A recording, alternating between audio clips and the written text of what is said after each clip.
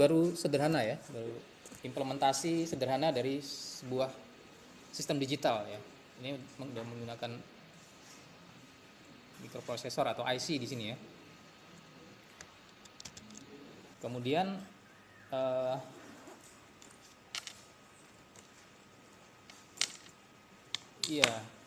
kita membuat sistem digital bisa menggunakan mikroprosesor ya, bisa mikroprosesor yang diprogram, kita buat programnya di mikroprosesor, atau bisa langsung desain rangkaiannya atau istilahnya hardwired ya. Jadi sistem digital bisa kita buat atau kita desain ya dengan mikroprosesor ya.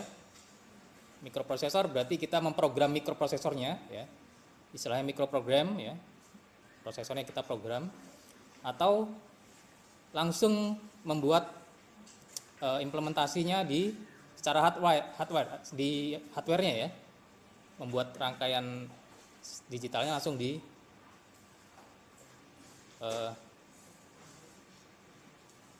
perangkatnya gitu ya. Jadi ya programnya sesuai dengan rangkaian yang dibuat itu gitu, nggak bisa diubah-ubah gitu. Kalau mau diubah ya dibongkar lagi gitu.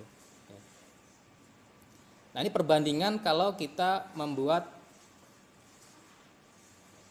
sistem digital menggunakan mikroprosesor atau dengan hardware ya, kita langsung mengimplementasikan desainnya di hardware-nya gitu. Atau istilahnya custom digital circuit ya.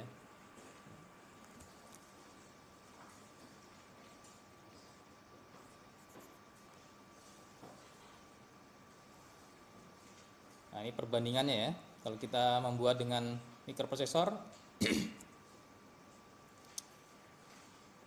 ya mikroprosesor sudah ada ya, tinggal kita beli, harganya murah, kemudian kita bisa memprogramnya, bisa mengubah programnya mudah ya. Nah tapi ada beberapa kekurangan ya. Mikroprosesor nanti akan lebih lambat biasanya ya. Ya karena desainnya dia secara general ya. Biasanya general dia ada ya, biasanya kalau mikroprosesor tuh ada bagian halunya, kemudian ada register, controller gitu ya. Nah itu biasanya proses itu membuat prosesnya menjadi lebih lambat gitu ya, dibanding dengan kita desain sendiri ya. Sesuai kebutuhan gitu. Nah itu jadi aksesnya langsung gitu ya. Kalau membuat komponen keperluan apa gitu ya, nggak perlu, kalau mikroprosesor ada istilah datapad itu ya. Datapad sama controller ya, ya nggak perlu membuat, jadi prosesnya nggak perlu melalui datapad tadi gitu ya. Jadi langsung aja dibuat sesuai kebutuhannya gitu, jadi lebih cepat akses prosesnya gitu.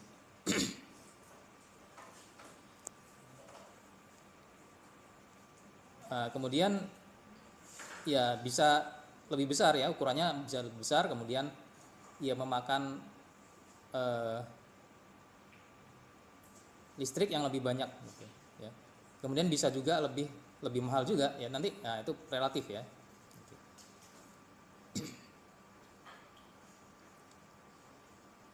Di sini dicontohkan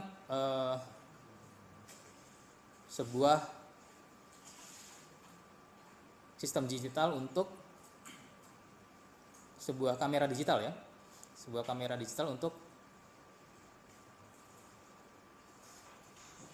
eksekusinya per detik nih ya. Nah, dibandingkan antara desainnya menggunakan mikroprosesor atau menggunakan hardware ya, langsung di custom digital circuitnya, di custom gitu ya, buat sesuai dengan kebutuhan. Nah ini pekerjaannya ya, atau pekerjaan dari yang dilakukan oleh sistem digitalnya ya. Dia nanti perlu membaca, kompres ya, store ya. Membaca nanti ya, kalau dari kamera digital ada sensor ya, sensor membaca cahayanya ya, cahaya masuk, dibaca, nanti setelah dibaca dikompres ya, kemudian disimpan ke store, simpan ke memori ya.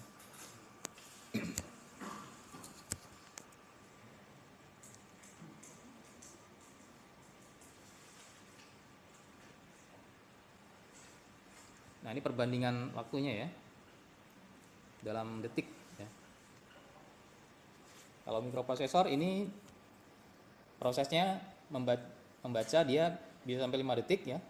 Kalau custom circuit dia ya kurang, hanya 0,1 ya, ya seper 10 detik ini ya.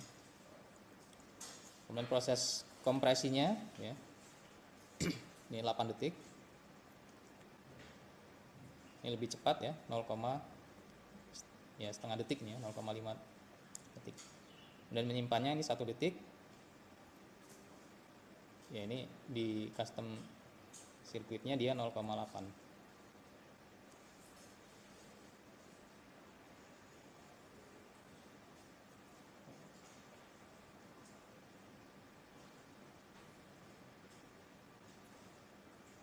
Nah, kemudian ya ini untuk yang menggunakan mikroprosesor ya, yang A ini ya, yang atas. Kemudian yang B ini, yang tengah ini menggunakan custom circuit ya. Nah, kemudian yang C ini hybrid ya, gabungan dia ya. Ini gabungan, ada custom circuitnya, ada mikroprosesornya gitu. Nah, ini yang hybrid ini dia mengambil keuntungan dari ini ya,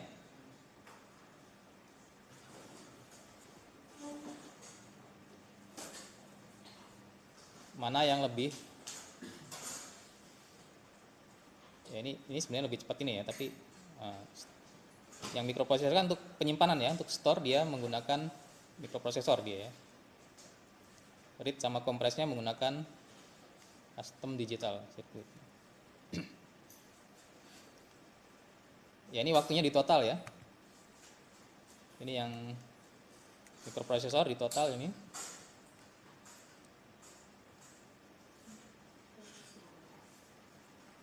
Ini bukan 11, salah ya ini ya. Harusnya 1 ini ya. Ya, ini 1 harusnya. 14 harusnya ya. Ini 1 ini. Kemudian ini yang custom digital, custom circuit ya. Di total ya 1,4 detik. Nah, ini yang gabungan ya, di kombinasi. Ini yang custom circuitnya, dan ini yang mikroprosesor. Ya, lebih cepat yang ini ya, yang ini ya, custom digital circuit ini.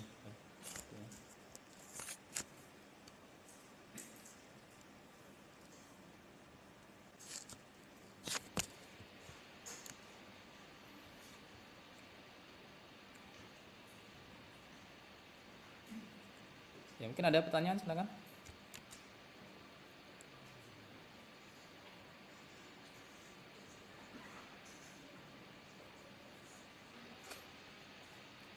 Ya, kita sudah belajar tentang apa itu sistem digital ya, kenapa kita menggunakan sistem digital, kemudian sistem bilangan ya. Nah, kemudian yang terakhir ini contoh sederhana implementasi mikroprosesor ya. Nah, kemudian tadi perbandingan antara mikroprosesor dan custom circuit ya, atau hardware.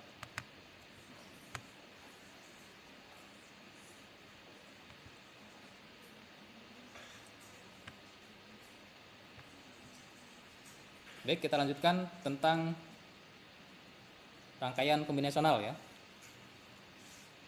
kombinasional logic design. Ini contoh yang kemarin ya,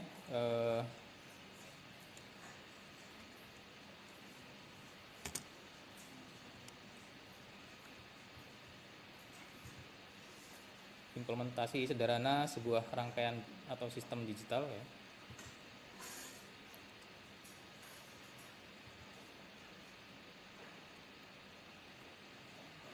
yang disebut rangkaian digital ini ya, gerbang logika ini ya.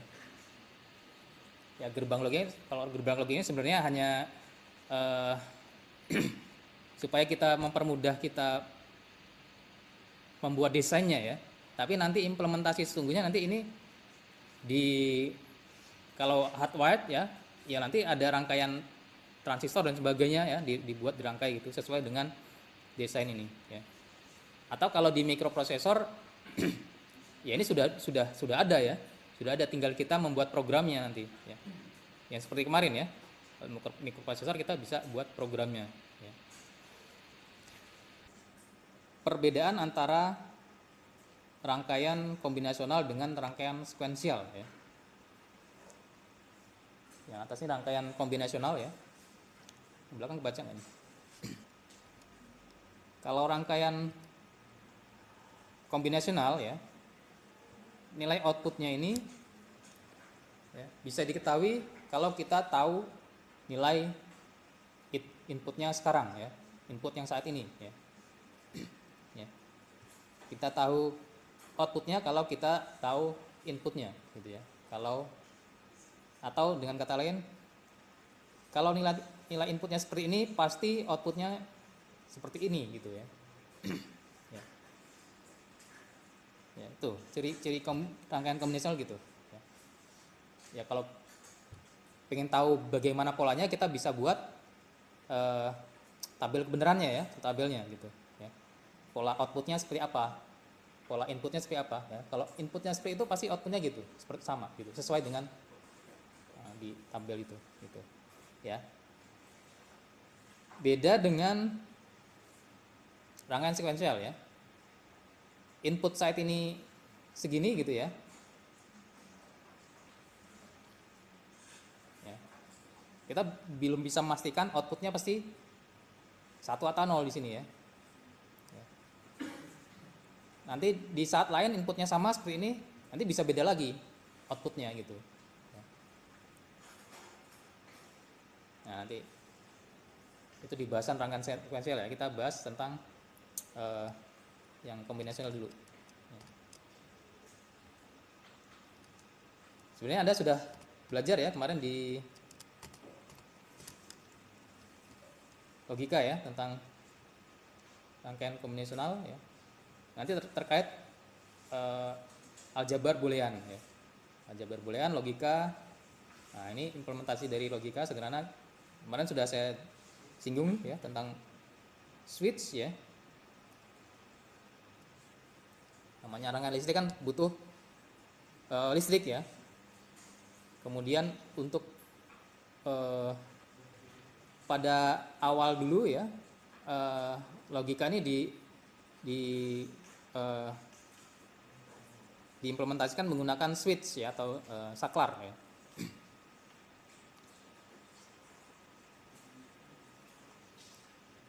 Ya, ini mengingat kembali kalau di listrik itu ada istilah voltage ya, tegangan ya. Kemudian ada arus, current ya. Ada resistance, hambatan ya. Nah, ini rumusnya seperti ini.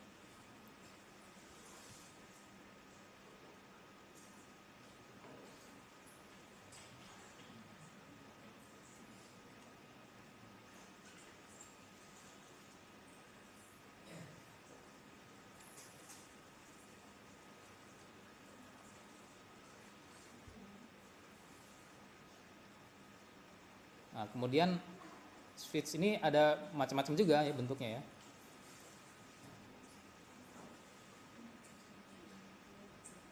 Ya, kalau prinsip dasarnya switch itu untuk menghubungkan dan atau memutus arus listrik ya.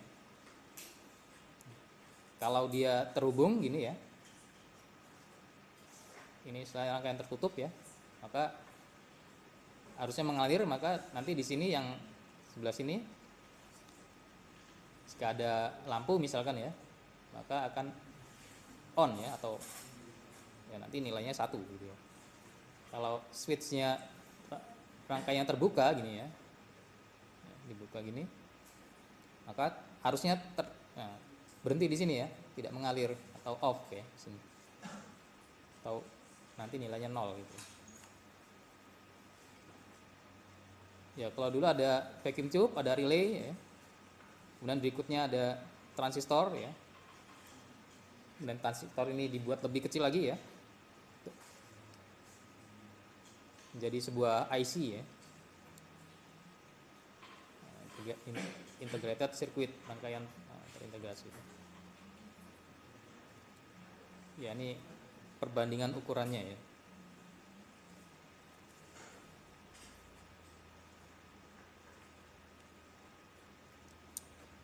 Ya, kalau di IC ini bisa ada puluhan, ribuan, ya, ratusan, sampai kalau sekarang tuh kalau tidak salah sampai 7 dalam satu IC itu atau mikroprosesor itu bisa menampung 7 miliar ya. Ya, sekitar sudah miliaran gitu ya dalam satu IC itu, miliaran transistor. Ya, nanti dirangkai transistornya itu. Nah, nanti kita lihat ya untuk mengimplementasikan operasi logika. Operasi apa? Operasi logika apa? Operatornya? And or not ya. Jangan bingung ya. Nah, ini Moore's Law ya. Ya, ini salah satu co-foundernya Intel ya. Dia melihat ternyata perkembangan dari IC itu atau mikroprosesor tuh dia eksponensial gitu ya. Nah, dia membuat rumus untuk, meskipun kalau sekarang ini masih kurang relevan lagi ya kalau Moore's Law ini ya, karena semakin ada saturasi dia ya. Perkembangannya tidak terlalu signifikan lagi gitu. Kalau dulu sangat signifikan ya, dalam 2 tahun gitu ya, sekitar ya atau 18 bulan itu peningkatannya 2 kali gitu ya. Jumlahnya gitu.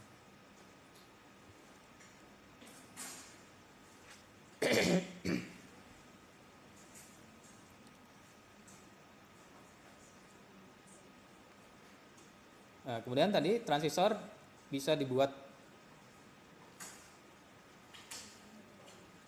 lebih kecil menggunakan bahan pasir silikon itu ya, dibuat namanya bahan semikonduktor ya. Nah, bahan semikonduktor ini nanti dibuat menjadi sebuah CMOS transistor ya. Semikonduktor tahu nggak apa? Kan ada konduktor ya, ada bahan konduktor, ada bahan isolator ya. Ya, kalau konduktor itu apa? Bisa mengantarkan listrik ya. Kalau isolator tidak bisa mengantarkan arus listrik. Nah, di antara itu ada bahan yang namanya semikonduktor. Apa itu semikonduktor?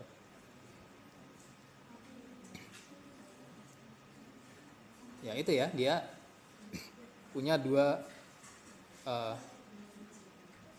perilaku ya. Dia satu saat dia bisa mengantarkan arus listrik ya, saat lain dia bisa menghambat arus atau tidak menghantarkan arus listrik gitu ya.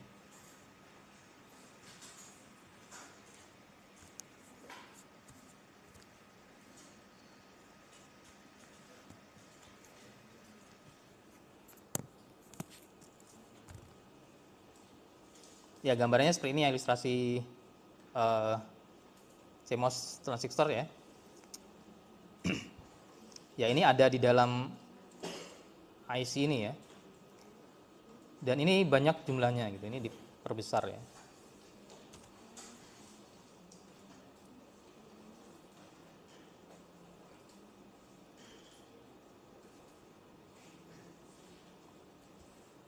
Ya, jadi bahan silikon ini dia ya di antara konduktor dan isolator atau semikonduktor.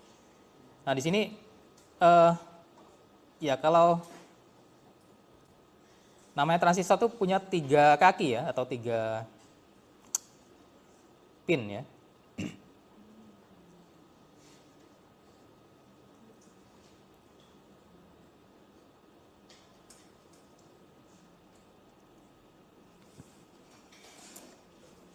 Kalau di transistor yang biasa namanya itu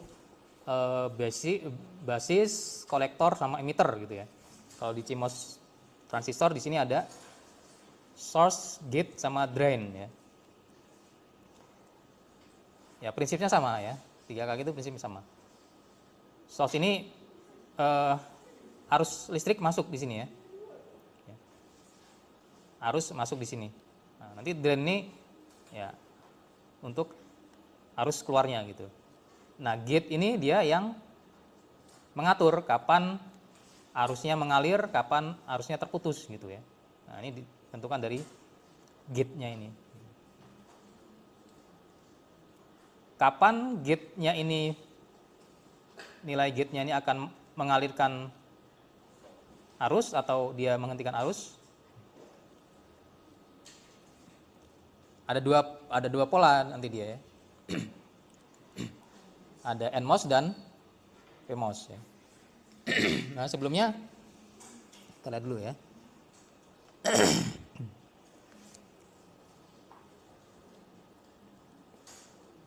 Ilustrasi gambaran ini ya. Gambaran tentang semikonduktor tadi ya.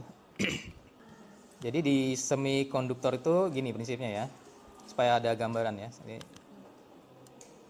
Jadi saya visualisasikan.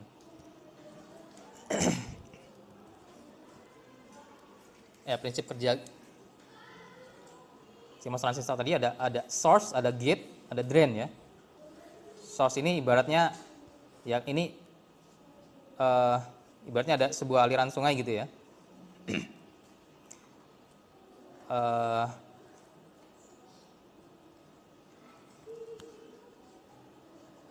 Misalnya ada orang mau nyebrang gitu ya. Nah, di aliran itu kan ada batu-batu gini, itu diibaratkan sebagai elektronnya gitu ya. Kalau itu ada elektron ya. Nah, di sini ini ada ada elektron-elektronnya di sini ya. Nah, elektron itu satu waktu dia terpencar ya, satu waktu bisa terkumpul ya, tergantung gate-nya di sini ya. Tergantung dari nilai gate-nya di sini nanti. Gitu. Ya. Kalau dia terpencar ya, seperti batu-batu ini dia tidak mengalirkan arus gitu ya.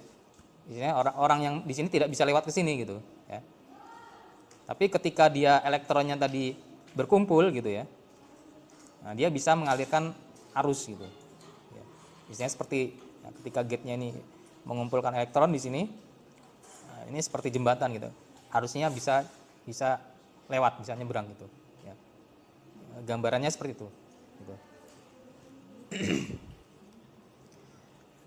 Nah, untuk gate ini bisa mengumpulkan elektron di sini itu ada 2 tipe ya. Ada 2 tipe CMOS transistor. Ada yang NMOS ya, ada yang PMOS gitu. Ya. Ada yang NMOS, ada yang PMOS. Yang NMOS ini arus dari source ke drain ini akan mengalir ya ketika gate-nya bernilai 1 ya. Nah, ketika gate-nya bernilai 1, elektronnya terkumpul di sini maka arus mengalir. Ini yang NMOS ya.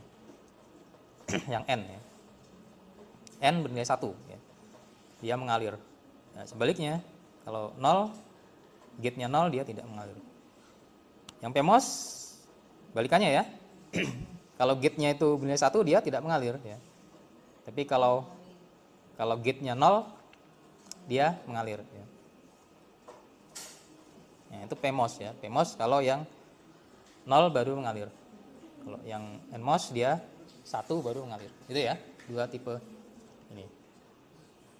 Ya, kalau transistor yang biasanya ada PNP dan NPN gitu biasanya dia namanya ya. Prinsipnya sama. Ya, kalau di CMOS transistor ada NMOS dan PMOS gitu.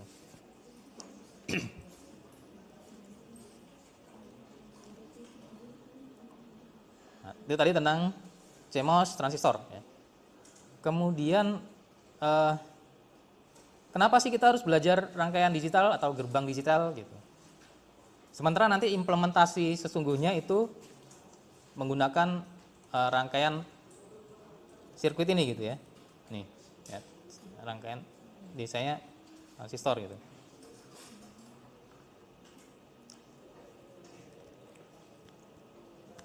Apa tujuannya kira-kira?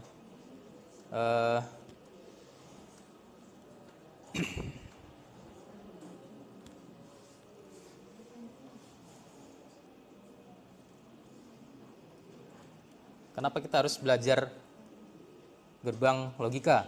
Ya, kalau gerbang logika seperti ini ya. Nah, nanti kalau implementasinya, nah ini dia menggunakan, ya ini diibaratkan kalau kita membuat bangunan gitu menggunakan batu yang tidak beraturan ya bentuknya ini ya. Dibandingkan dengan kita membuat bangunan dengan batu yang sudah ada bentuk tertentu gitu ya, sudah bentuknya beraturan gitu ya. Nah, ini tidak beraturan, ini beraturan gitu. Mudah yang mana bangunnya, bikin bangunannya? Mudah yang ya kalau sudah kita membuat batunya, nah ini lebih mudah disusun ya kalau sudah beraturan ini ya. Nah, ini kan susah ini. Ya, karena itu kita perlu membuat simbol atau standar ya, standar simbol untuk membuat sebuah rangkaian digital atau rangkaian logika. Nah, simbolnya seperti ini. Ini AND ya, AND, OR, dan NOT ya.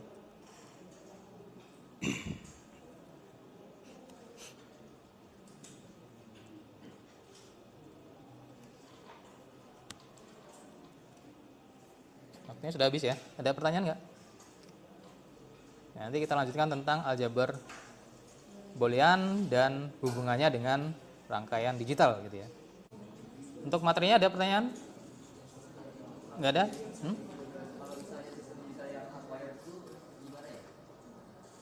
Sistem digital yang hardwired. Jadi gini ya. Kalau yang mikroprogram itu contohnya adalah ya IC tadi ya, IC mikroprosesor itu kita bisa memprogramnya di situ gitu.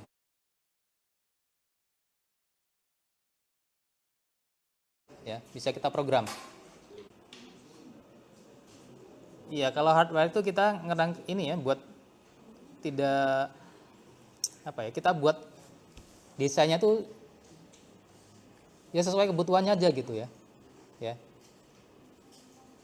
Ya kalau ini kita buatnya nanti pakai gerbang logika ya.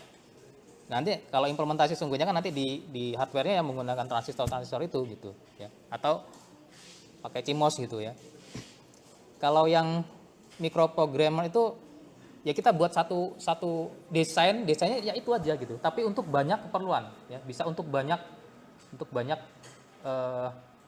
pekerjaan atau program gitu istilahnya ya.